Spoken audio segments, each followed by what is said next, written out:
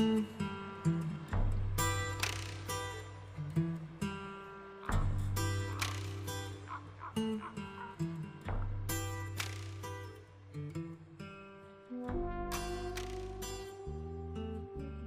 2016, I received a generous grant from the Mercer Museum in Doylestown, Pennsylvania, to create an interpretive history program which would combine storytelling, primitive living skills, and natural history into a new approach to understanding how people lived during the Ice Age. I delivered this program for the first time in September 2016 during the Mercer Centennial Celebration honoring the life of early archaeologist, historian, and builder Henry Chapman Mercer. I'm now presenting this program in other venues. I wanted to include the insights from the emerging field of experimental archaeology. The idea is pretty simple.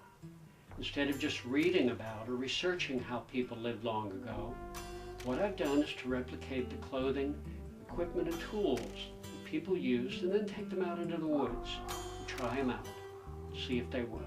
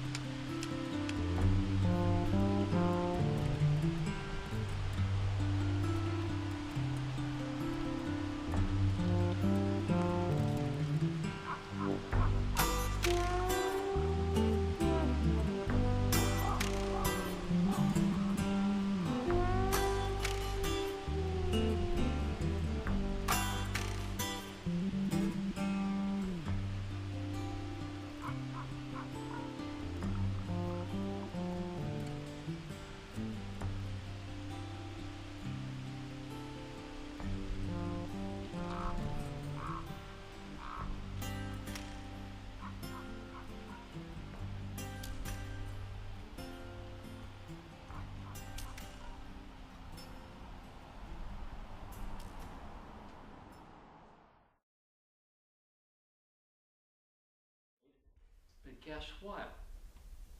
It doesn't work.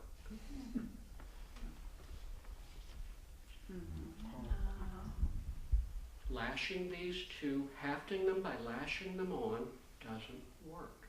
And then I discovered pine pitch. You can weld these points on here really good. With pine pitch, I use a torch. And then this one I covered with hide glue and the backstrap sinew from the deer. They had detachable foreshafts. If you had the presence of mind to pull the shaft out, or if the animal tossed the shaft up, then all you needed was a quiver full of these points, and you could reload and go back in. This is a stone point, but if you're going up against a masked gun, which is a pretty ridiculous idea if you think about it,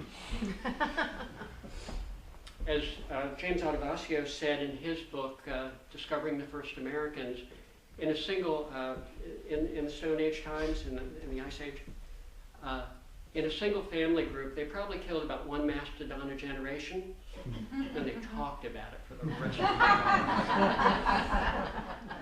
Okay, you guys are looking good. Take off your hat. Okay, if you fit into this. Oh, nice.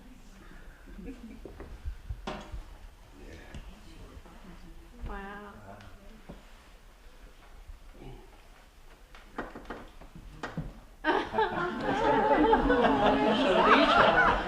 So these are four styles of clothing that were worn by people who lived. But let's use our imaginations. If you take a 365-day calendar year and compress it down into 10,000 years, are you with me? Mm-hmm. January 1st would be 10,000 years ago. The last day of December would be today. If you think about that, people were living in the Paleolithic period for 7,000 years. That's about up until September. The vast stretch of human history here in Pennsylvania, from January to September, was lived in the Ice Age. what we call the Lenape came around about 3,000 years ago. And then what we call history, what we teach, what we call history, began on about December 16th. So when we're teaching history, we're actually teaching from December 16th. Boy, you should have your Christmas shopping done. From December 16th until the end of the year. What no one ever talks about is what we're going to talk about today. How did people live here before an animal could become a human being? That was a time when words were like magic. The human mind had mysterious powers. Sometimes a word spoken by chance would have strange consequences. It would suddenly come alive. What people wanted to happen would happen. The man noticed that as he followed the herd, the hoof prints in the snow started to change into the footprints of human beings.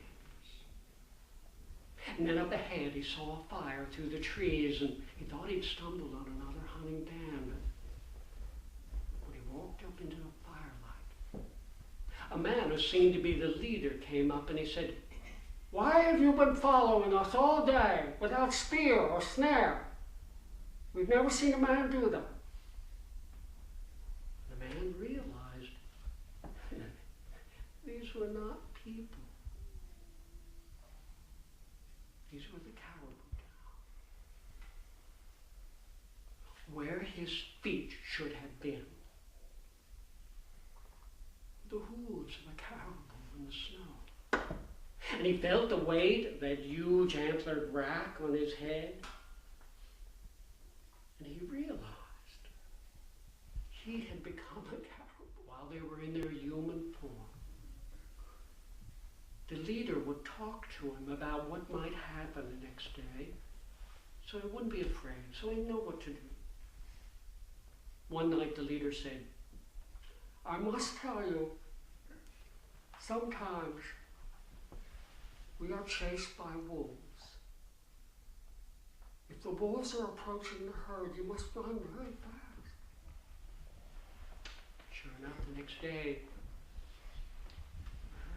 chased by a pack of wolves, and the whole herd ran away, but the man fell back.